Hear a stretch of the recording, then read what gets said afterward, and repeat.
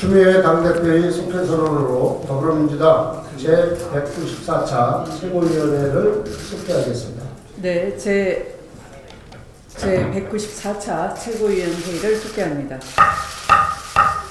추미애 당대표의 발언이 있겠습니다. 네, 방금 이 순간 낭보가 들리고 있습니다.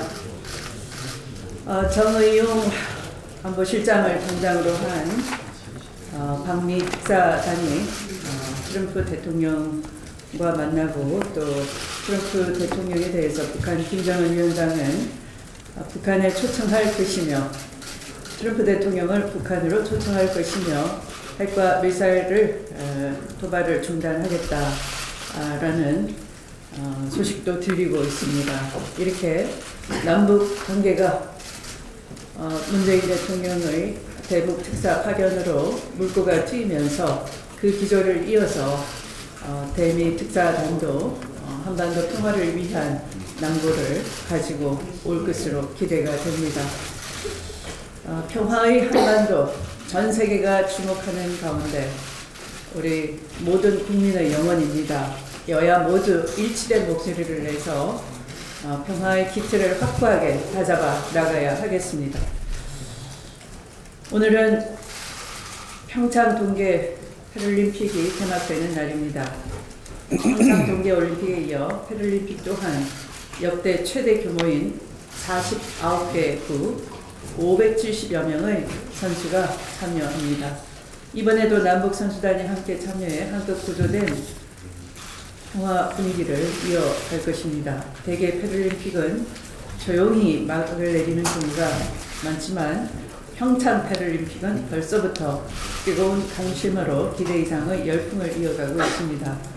경기 입장권이 목표치를 훌쩍 넘겨서 120%의 예매율을 기록을 하고 있고 전 세계 47개 방송사와 소셜미디어를 통해 역대 최고의 시청률도 기대되고 있습니다. 이제 패럴림픽 선수들이 신체적 한계를 이겨내며 그동안 땀 흘려왔던 도전에 그 땀방울이 세계가 하나 되는 일만 남아 있습니다. 우리 국민은 P2P, 평창 to peace, 즉 평창에서 평화로 가는 길을 만들어내는 대업을 이루어냈습니다. 오늘부터 열리는 평창 패럴림픽 역시 남북 평화와 세계 평화를 향한 큰 울림이 되도록 더 크게 응원하고 지원하겠습니다. 모두에 말씀드렸지만 대북 특사단에 대해서 외신은 물론 미국 정부 역시 아주 높게 주목하고 평가하고 있습니다. 트럼프 대통령은 일찌감치 가능성 있는 진전이다라는 긍정적인 신호를 보내주셨고 만나길 바란다. 김정은이 만난다. 트럼프 대통령이 김정은이 만나길 바란다. 국제사회는 북한 기회를 구제하고 세계를 평화적 기조를 하겠다. 트럼프 대통령이거든요. 네, 트럼프 대통령은 방금 들어온 속보에 의하면 역시 또한 이에 화답해서 김정은을 만나기를 바란다. 국제사회는 비핵화를 지지하고 외교적 노력을 기다린다. 또 평화적 해결을 바라고 북한이 좀 더 구체적으로 나오길 바란다고 했습니다. 저는 지난 9월 정기국회 교섭단체 대표연설에서 이른바 신세대 평화론을 최초로 주창한 바가 있습니다. 이것은 북한 김정은 위원장이 이제 변화된 세대에 맞추어서 신세대 지도자답게 선대로부터의 족쇄에서 벗어나서 전향적인 자세로 세계를 향해서 손을 내밀고 또 대한민국 정부의 손을 잡으라는 제안이었고 이로써 남북 관계를 풀고 북미 관계도 동시에 개선을 해내면서 한반도 평화의 시대를 여는 주역이 되라 하는 충고였습니다. 다행스럽게도 북한이 평화올림픽을 계기로 문재인 정부의 진정성을 잃고 남북 소통을 기반으로 북미 대화의 길로 걸어가고 있습니다. 미국 정부 역시 한반도 문제를 상당히 높은 순위의 외교 의제로 삼고 있어 북미 대화를 통한 한반도 문제 해결의 가능성이 그 어느 때보다 높다고 판단됩니다. 보수 야당들은 옛날의 관성에서 벗어나지 못하고 시간 벌어주기나 라고 생떼를 쓰고 비판만 할 것이 아니라 이런 구체적인 진전에 대해서 함께 힘을 보태고 지혜를 모아 더 한반도 평화가 한 걸음씩 앞으로 나갈 수 있도록 해야 할 것입니다. 국제사회도 지금까지 우리가 제안했던 견고한 제재 압박에 동조를 해주고 또 대화 테이블로 유인해내기 위한 대한민국의 인내심에 함께 해준 덕분이라 생각이 됩니다. 북한 스스로도 비핵화가 살 길이고 대화만이 살 길이라는 점을 이제는 그 누구보다 절실히 깨닫고 있는 것으로 보입니다. 이제 보수 야당이 좋아하던 얼음장이 통하던 시대는 끝나가고 있습니다. 온 국민이 총의를 모으고 지혜와 전략으로 한반도 문제를 모두가 주도적으로 해결해 나가는 역사의 주역이 되어야 할 것입니다. 검찰이 강원랜드 채용 비리와 관련해서 권성동, 염동열 자유한국당 의원의 국회 사무실을 압수수색했습니다. 사실 검찰의 뒤늦은 압수수색이 과연 얼마나 결정적인 증거를 얻을 수 있을지는 의문입니다만 권 의원과 염 의원은 최대의 채용비리 스캔들 기업인 강원랜드의 전방위적이고 조직적으로 인사청탁을 저지른 혐의로 기소되었습니다. 그럼에도 박근혜 정권의 검찰은 될 것 하나 흔들리지 못한 채 수사검사의 양심선언과 여론에 못 이겨 수사에 마지못해 나선 것입니다. 이제 지켜보겠습니다. 국회 법사위원장이라는 이유로 법위에 군림할 수는 없을 것입니다. 막가파식으로 국회 법사위원회를 본인의 보신의 방패막이로 이용해온 그 행태는 이제 국민들이 더 이상 보고 싶지 않습니다. 검찰의 치욕을 막는 유일한 방법은 철저하고 단호한 수사로 사법정의를 세우는 길밖에 없을 것입니다. 검찰에 주어진 마지막 명예회복의 기회를 결코 놓치지 않기를 강력히 촉구합니다. 어제 38 여성대회에서 미투 운동이 지속되어야 한다. 또 정치권도 여야 모두 이에 부응해서 지지하겠다. 또 명예훼손죄나 무고죄 등에 대해서 범죄에 대해서는 사실 적시에 대한 그 잘못된 조항을 개선하겠다 하는 약속을 모두 입을 모아서 했습니다. 그 약속을 지키기를 바랍니다. 또 한편 검찰은 고 장자연 양 사건에 대해서 하루빨리 신속하게 수사를 해야 될 것입니다. 추악한 권력의 타락을 온몸으로 막아내고자 했으나 끝내 숨져간 고 장자연 양에 대해서 이 미투 운동이 대한민국에서 심정적으로 호응을 얻었던 것도 장자연 양의 그런 숨은 사연 때문이었다 생각을 합니다. 검찰은 이런 미투 운동에 시발이 된 장자연 양 사건에 대해서 여지를 두지 말고 과감하게 수사해 주시기를 다시 한번 촉구하는 바입니다. 이상 말씀을 마치겠습니다. 우원식 원내대표의 발언입니다.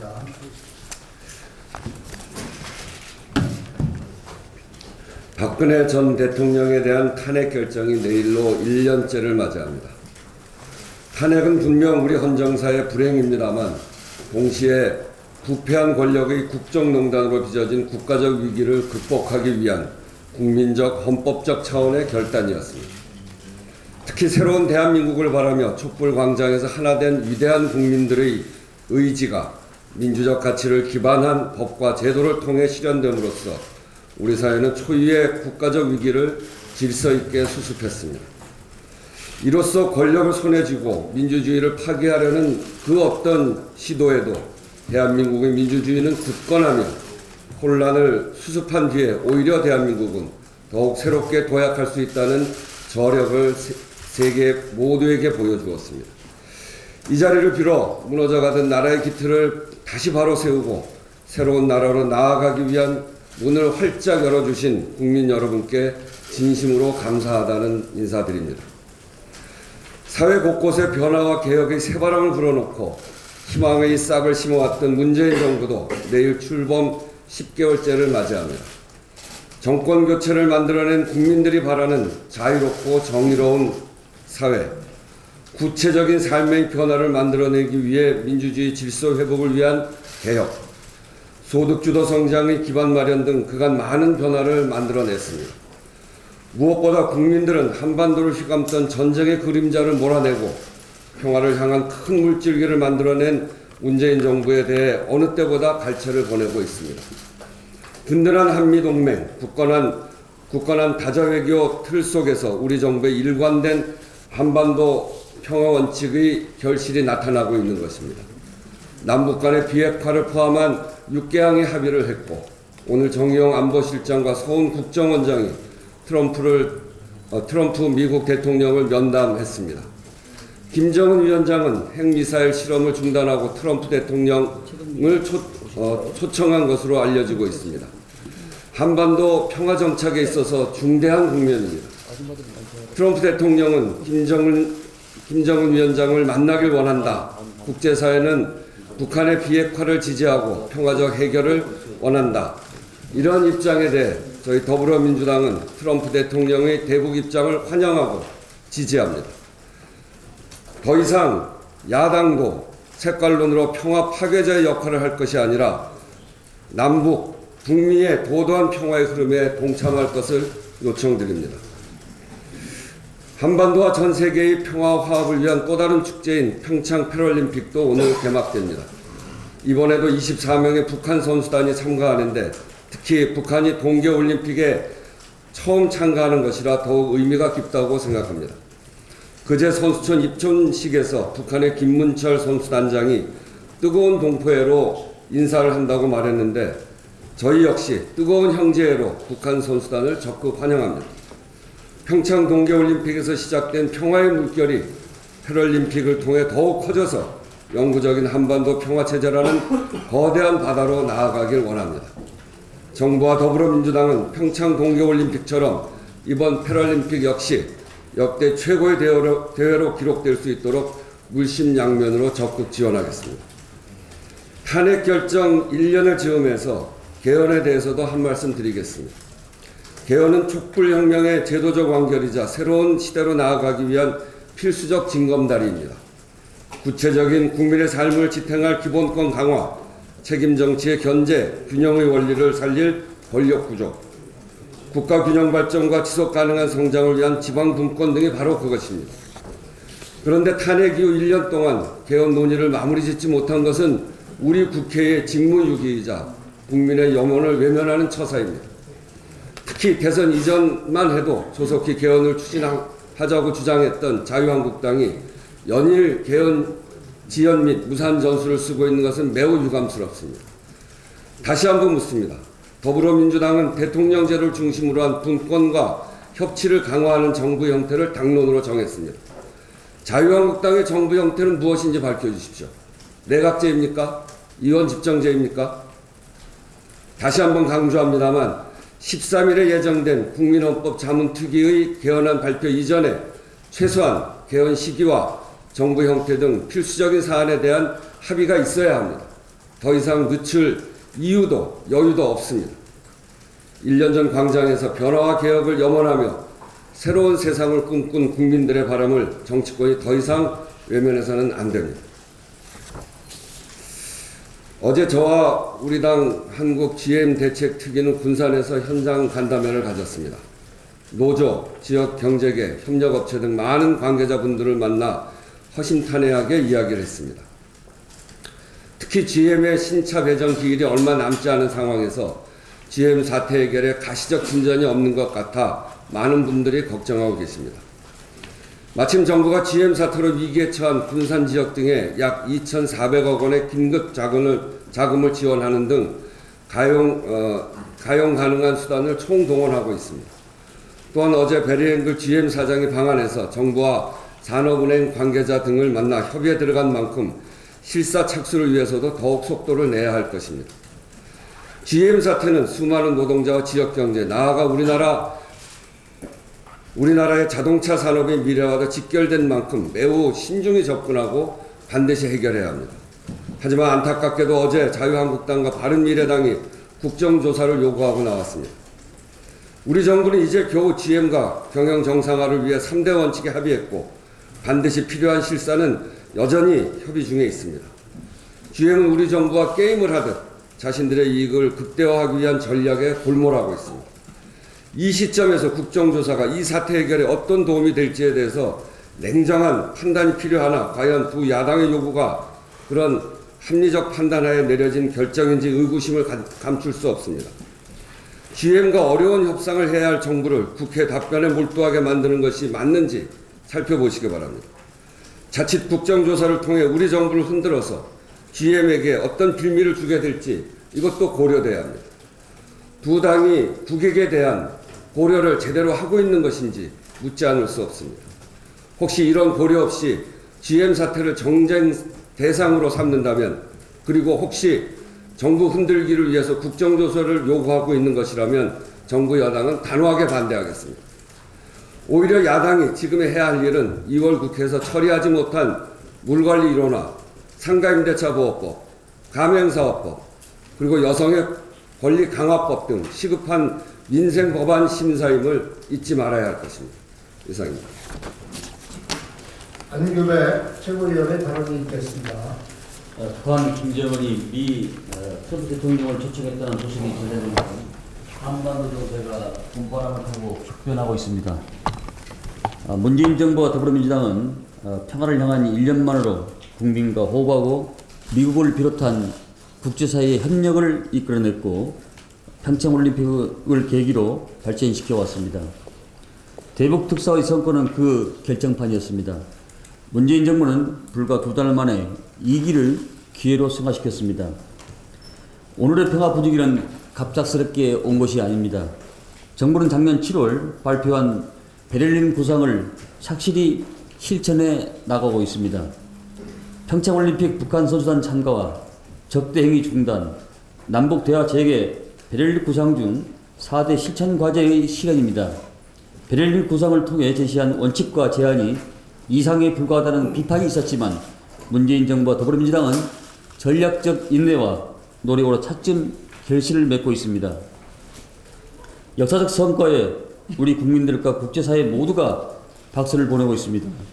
트럼프 대통령은 물론이고 해외 외신들도 호평인 반면 국정의 한 축을 맡고 있는 자유한국당의 반응은 가관입니다.